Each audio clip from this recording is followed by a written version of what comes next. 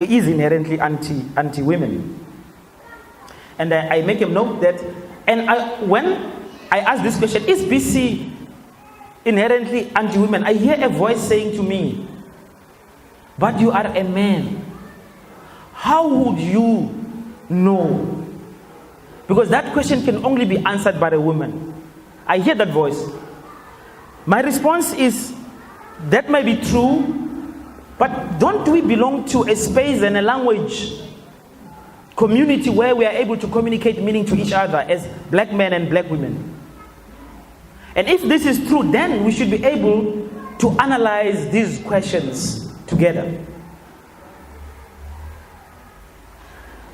What is the evidence for this claim that black consciousness is inherently anti-women? There are two propositions being thrown around. I don't know if there's more. It will be good to see, and I've read a little bit around this. The first is the language question, the use of the language, where black consciousness in the 70s, Bigo and Panipichana, by the way, it's Panipichana's phrase, black men, you're on your own. That's Panipichana, who came with that phrase, which then was taken by black consciousness.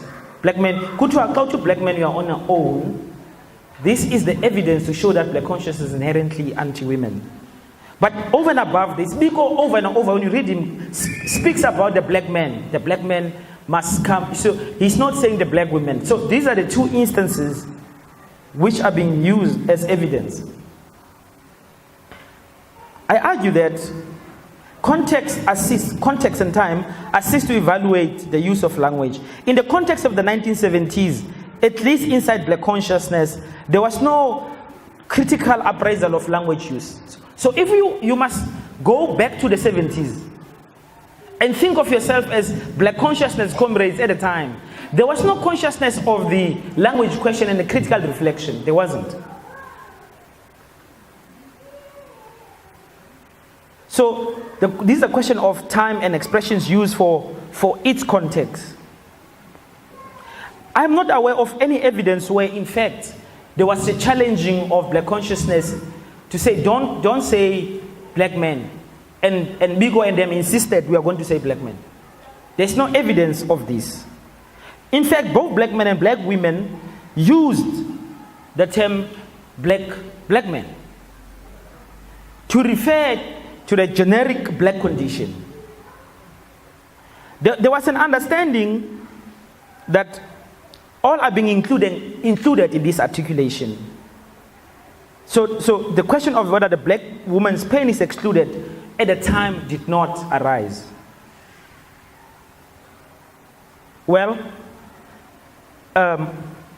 according to the use of language at the time, if we look at today, surely we will resist that language. We will not.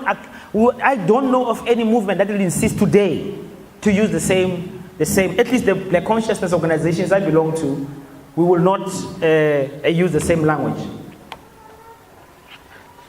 The mistake then made by our sisters who make this claim around black consciousness is to judge black consciousness retrospectively. In other words, you judge black consciousness today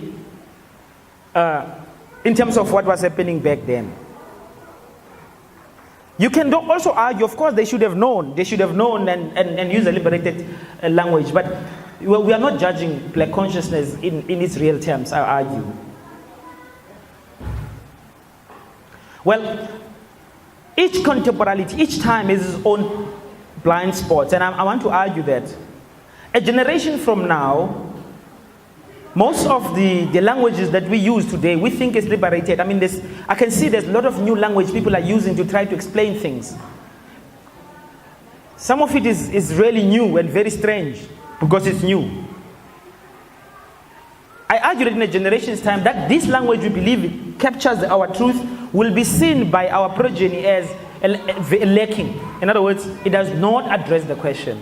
What I hope and pray for is that the charge of the limitation imposed upon us by our own context, we shall not be judged by that. So this generation which will come will not, when it is so advanced because of the advantage of time, judge us here on the basis of their time. Because this is what this proposition is doing, that black consciousness language use excludes women.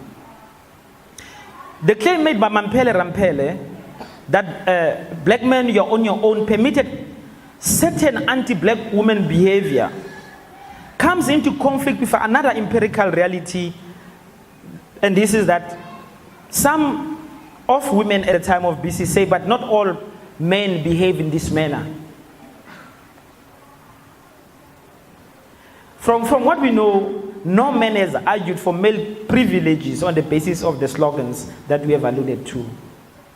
So we can say that black men, you are on your own was not a philosophical position justifying patriarchal behavior.